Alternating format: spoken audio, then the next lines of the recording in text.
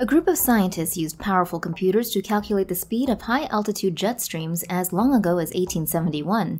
They then used these computer models to come to some shocking conclusions. Here are the details. The Irish Times reports that scientists used a group of powerful computers to model jet stream speeds from 1871 to 2021. The study was led by Dr. Samantha Hallam from Maynooth University in Ireland. She said the jet stream model created by the computers showed that the northern hemisphere jet stream has grown stronger since 1871, with the average speed of the stream during winter having increased by 8% compared to 1871. The current average is 212 kilometers per hour. According to the computer model, the position of the jet stream during winter has also moved northwards by up to 330 kilometers, bringing it much closer to Ireland. Over the week starting on February 15th, the jet stream brought 3 powerful storms to Ireland and the UK. Hallam said that, in addition to increasing storm activity, the changed jet stream pattern is also affecting temperature patterns in the northern hemisphere, and these changes can bring strong winds and flooding events. Hallam's research team used a vast amount of data that was analyzed by the so-called 20th Century Reanalysis dataset, a group of powerful computers that analyzes global atmospheric circulation and surface pressure observations. Scientists say global warming is pushing hurricanes and typhoons further north, and New York, Boston, Beijing, and Tokyo will start to experience these extreme storms over the next few decades. Here are the details. The BBC reports that a new study in the journal Nature Geoscience argues that if the planet's average temperature keeps rising, hurricanes and typhoons will start to move farther northward and southward, entering the world's most populated areas. This means that cities like New York, Boston, Beijing, and Tokyo would eventually start to experience these extreme storms on a regular basis.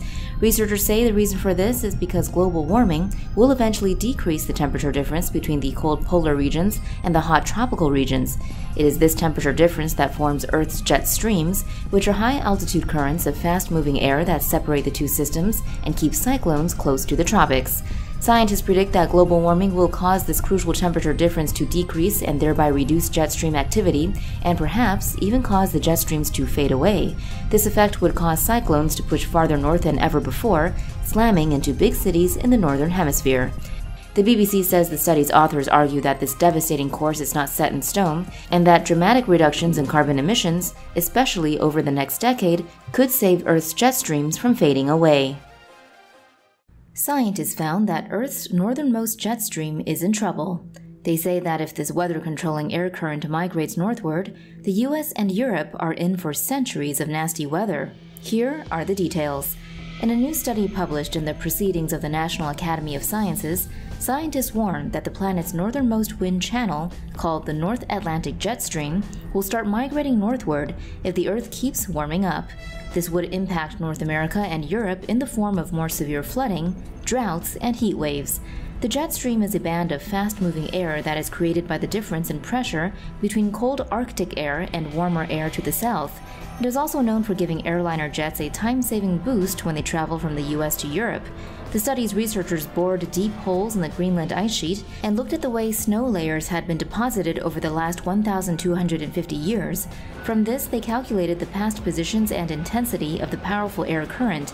They say that while the current fluctuations in the jet stream's position and intensity are still within historic bounds, their calculations indicate that the weather-controlling air current would migrate northward by 2060 if greenhouse emissions continue at the current pace. The study found that in 1374, the jet stream moved northward and caused a drought and famine in Spain and Portugal. When the jet stream's wind intensity decreased by 50% in 1728 and 1740, it led to cooler temperatures and less rain, causing famines in Ireland and Britain.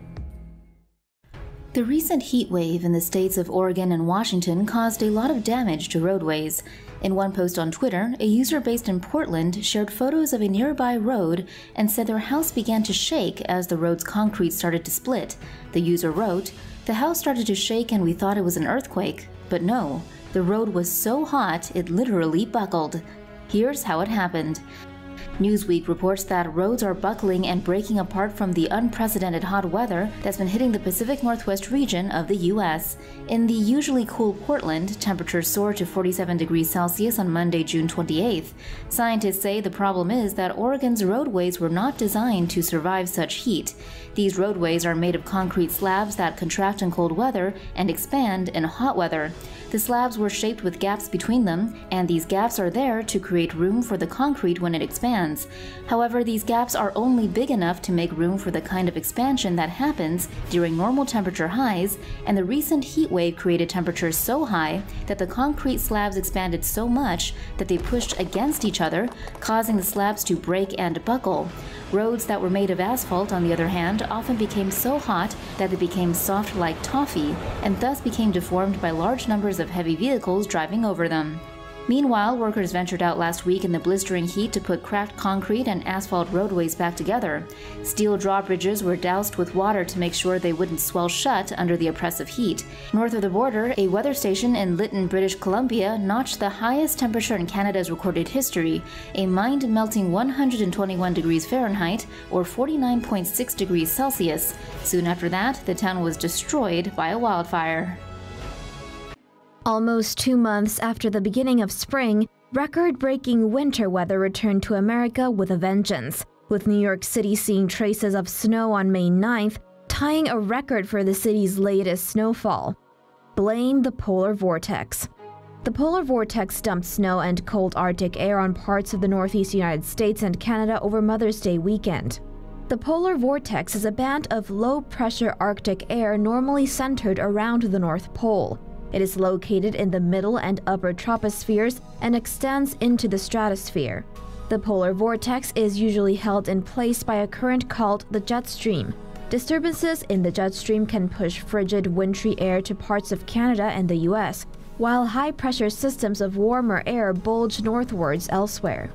On Mother's Day weekend, the wobbly polar vortex dumped freezing temperatures on parts of the Midwest and eastern US, with springtime snow falling in parts of New York and New Jersey.